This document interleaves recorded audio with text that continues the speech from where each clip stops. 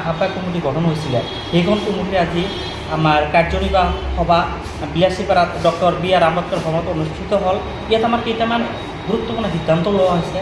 আমাৰ ইতিমধ্যে আমাৰ পূৰ্ণাংগ সমিতিখন বনাবলৈ আমাৰ অধিৱেশন ইতিমধ্যে আমাৰ ডেটখন ফাইনেল হ'ল আমাৰ নৱেম্বৰৰ 10 তাৰিখ। আৰু আমাৰ বৰ্তমান অসমৰ যিখিনি আমাৰ নামনি অসমৰ শ্ৰমিকসকলে আমাৰ উজনি অসমত যিখিনি কাম কৰিবলৈ যায় তাক আমাৰ খুব বেয়াকৈ ব্যৱহাৰ কৰে, আমাক মিয়াখিনি তাৰ পৰা খেদি পঠিয়াব, আমাক বহুত বেয়া ব্যৱহাৰ কৰি আছে। সেইকাৰণে আমি সিদ্ধান্ত ল'লোঁ যিমান সময়লৈকে আমাৰ মিয়াসকলক শ্ৰমিকসকলক মুখ্যমন্ত্ৰীয়ে দায়িত্ব নল'ব সিমান দিনলৈকে আমি ইয়াৰ পৰা আমি শ্ৰমিক তাতে যাবলৈ নিদিওঁ। এইটো আমি সিদ্ধান্ত ল'লোঁ। ঠিক আছে। ভাল পাব যে আমি অসম সংখ্যালঘু সংগ্ৰাম পৰিষদ ধুবুৰী জিলা যিহেতু আমি সকলো সময়তে ৰাইজৰ হকে কাম কৰি আছিলোঁ, কিন্তু দুটা ভাগত বিভক্ত হৈ থকাৰ কাৰণে আমাৰ বহুত অসুবিধা হৈছিল। কিন্তু আজি ভাল লাগিছে যে আমি সকলোৱে মিলি একত্ৰিত হৈ আমি ধুবুৰী জিলাত কাম কৰিবলৈ পাইছোঁ। কিন্তু আজি যি আমাৰ সভা আছিল, এই সভাটো আছিল যে আমাৰ ধুবুৰী জিলা সমিতি যি গঠন কৰিবলৈ আমি এখন আহ্বায়ক সমিতি গঠন কৰি দিছিলোঁ, আৰু সেই আহ্বায়ক সমিতিখনে অতি শীঘ্ৰে যাতে 3 মাহৰ ভিতৰত এটা পূৰ্ণাংগ কমিটি গঠন কৰাত আমাক সহায় কৰে, সেই উদ্দেশ্যৰে যিহেতু গঠন কৰা হৈছিল, গতিকে সেই কমিটিখনৰ আজি প্ৰথম কাৰ্যনিৰ্বাহক সভা আছিল। আৰু এই প্ৰথম কাৰ্যনিৰ্বাহক সভাৰ জৰিয়তে আজি আমি সকলোৰে সন্মতি ক্ৰমে আমি এটা সিদ্ধান্ত লৈছোঁ যে অহা নৱেম্বৰৰ যি 10 তাৰিখ, এই 10 তাৰিখ দেওবাৰ দিনা আমি এখন আৱৰ্তনা কমিটিৰ জৰিয়তে যাতে সেই যি আমাৰ অধিৱেশন সেই অধিৱেশন পাতিব পাৰোঁ। সেয়া যেহেতু সাংগঠনিক দিশ, আমি সংগঠনটো কেনেকৈ আগুৱাই যাব পাৰোঁ সেই বিষয়ে অলপ আলোচনা হ'ল। আৰু আঞ্চলিকবিলাকে আমি অলপ কম সময়ৰ ভিতৰত 40 দিনৰ ভিতৰত আমি আঞ্চলিকবিলাক গঠন কৰি যাতে যিমানখিনি পাৰোঁ তথাপি আমি যাতে কৰিব পাৰোঁ, এইখিনি অলপ আলোচনা হ'ল। আৰু ইয়াৰ বিষয়ে যিহেতু আটাইতকৈ ডাঙৰ কথা হ'ল আজি আমি যিটো সংখ্যালঘু সংগ্ৰাম পৰিষদৰ যিটো কথা বা যিটো দখা হৈছে সেইটো লৈ আমি আলোচনা কৰিলোঁ। যিটো মিয়ালৈ যিটো আমাৰ অসমৰ মুখ্যমন্ত্ৰী ডাঙৰীয়া যেনেকুৱা মিয়াক লৈ তাচিল্য তুচিল্য মন্তব্য দিছে, আমাৰ অসম সংখ্যালঘু সংগ্ৰাম পৰিষদৰ এটাই নীতি আদৰ্শ আছে যে 36টা জাত লৈ আমি একেলগে মিলাপ্ৰীতি হৈ থাকিম, আমি এটা জাতিক লৈ আমি টাৰ্গেট নকৰোঁ।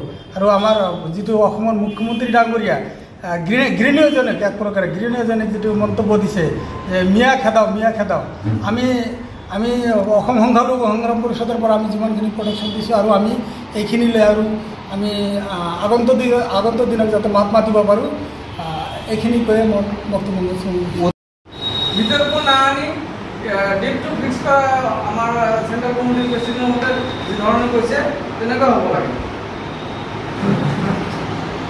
কিবা এটা ভাইৰাছ এটা সোমাই আছে, তোকটো এইটো কাৰণে সোমাইছে যিহেতু আপুনি কৈ আছে যে ইয়াৰ পৰা লিষ্ট আপুনি বনাইছে, আপুনি বনাইছে মানে কমিটি আপুনি বনাইছে। লিষ্টটো আপোনালোকে 3জন, আমাদের 3জন ব্যক্তি আমাৰ বিএসসি কৰাৰ মানুহ, আপোনালোকে 3জন মানুহ যদি বিএসসি কৰাৰ দহিখিনি লিষ্টটো বনালে হয়, আজিৰ দিনত যিখিনি কথা আমাৰ মাজত উত্থাপন হৈ আছে এইখিনি কথা কিন্তু আজি নহ'লে হয়। আপুনি এটা সভাপতি আপুনি এজন সভাপতি মানুহ, আপুনি যিখিনি আপোনাৰ দলত থাকিব লাগিব। এতিয়া এই জনগোষ্ঠীৰ উন্নতি কেনেকৈ হ'ব? গতিকে আমি এই বুদ্ধিজীৱীসকলক সচেতন কৰাৰ লগতে আমাৰ সাংগঠনিক দিশ মজবুত কৰাৰ কাৰণে আমি বিভিন্ন আঞ্চলিক সমিতি গঠন কৰিব লাগিব। কাৰণ আমাৰ সংগঠনত যিমানে কৰ্মী বেছি হ'ব সিমানে আমি আমাৰ সমাজত কাম কৰাৰ সুবিধা পাম, বা চৰকাৰৰ বিৰুদ্ধে আমি দুই চাৰি কথা কোৱাৰ সুবিধা পাম, বা আন্দোলন কৰাৰ কিছু সুবিধা পাম। গতিকে আমি এনেকৈ বহি থাকিলে বা খালি অকল মিটিঙত খালি যদি আমি আহি থাকোঁ তেনেকুৱা নহ'ব। যিসকল আমি চাব লাগিব, যিসকল ইনেক্টিভ হৈ থাকে তেওঁলোকক বাদ দি আমি নতুন আৰু সদস্য আমি অন্তৰ্ভুক্তি কৰিব লাগিব। এই যে অধিৱেশন, এই অধিৱেশনত আমি যদি কাম কৰোঁ আমি গম পাম যে কোনে কি ধৰণেৰে ৱাৰ্ক কৰি আছে, আৰু পদবিলাক কিন্তু তেনেকৈ দিয়া হয়। কাম নকৰিব আহি যে মোক অমুক পদ লাগিব তেনেকুৱা নহয়, সংগঠনটোত কাম কৰিব লাগিব। এই 1.5 মাহ সময় যে আছে, প্ৰায় 1.5 মাহ, এই 1.5 মাহত কাৰ কি এক্টিভিটিজ এইটো আমি চাম। ইয়াৰ ওপৰত নিৰ্ভৰ কৰিহে হ'ব। কাক কি দায়িত্ব দিব লাগে তেতিয়াহে হ'ব। গতিকে কৰিলে আমাৰ বাৰেক ডাঙৰীয়া আছে, আমাৰ ইনামুল ভাই আছে, আফছুদ্দিন মণ্ডল আছে, ইহঁতক অলপ বুজাই মেলি যদি কামখিনি কৰি কিন্তু ভাল লাগিব। তেতিয়াহ'লে আমি এইটো যদি কিবা উল্টা হৈ যায় আমি মাত নামাতো, কিন্তু আমাতকৈ ডাঙৰ চিনিয়ৰ ব্যক্তিসকল আছে। এইটোৱে কথা। আপুনি এইখিনি কোৱাৰ কাৰণে আপোনাক মই ধন্যবাদ জনাইছোঁ। আৰু এটা কথা স্পষ্ট, যিহেতু আমি যেতিয়া আমাৰ পুলিচটো যেতিয়া আমি গৈছিলোঁ 10-15 মানুহ গৈছিলোঁ, 10-15 মানুহ বহি পেলাই মতামত লৈ পেলাই আমি মোক কৈছিলে, অপশ্যন দিছিলে যে আপুনি বাৰেক পুলিচৰ পৰা এটা লিষ্ট কৰিছোঁ, আফছাদুল মণ্ডল যিটো বিভাজন আছিলে আমাৰ ব্ৰিজ পৰা অসমৰ ৰঘুনাথ পুলিচৰ দুটা পাৰ্ট আছিলে, দুটা বিভাজন আছিলে। সেইকাৰণে আমিও মানে সৎ মনোভাৱে আমি পদৰ কাৰণে নহয়, আমি তেওঁলোকক লৈ পেলাই বহি পেলাই একেলগে কথা পাতি, যিহেতু আমি একগোট হৈছোঁ আৰু তেওঁলোকক মই বহুদিন কথা পাতি একগোট হৈ পেলাই তেওঁৰ পৰা এটা দিছে দিছে, মোৰ পৰা এটা দিছে, আব্দুল বাৰেকৰ পৰা এটা দিছে। অলৰেডি মোক লিষ্ট দেখুৱাইছে, যদি আপোনালোকৰ মিডিলমেন লাগে আফছাদুল মণ্ডল আছে, আফছাদুল মণ্ডলে কৈ দিব, লিষ্টখন দেখুৱাইছে। আমাৰ মতে এনেকৈ আসলে কোনো জব নিদিব, ডাইৰেক্ট টাৰ্গেট কৰে দিও। যেনেকৈ ধৰক আমি বেলচুৰি ফালে আছোঁ, সাদ্দাম তোমাৰ বেলচুৰি ফালে এৰিয়াটো তোমাৰ মেনেজ কৰিব লাগিব। তুমি কোনদিন কৰিবা, তুমি ডেটটো আজি দিয়া। ৰশিদুল ভাই আছে, আমাৰ সৰু ভাই এই মাছপাৰা ফালে আছে, তুমি কোনদিন কৰিবা তোমাৰ ডেটটো দিয়া।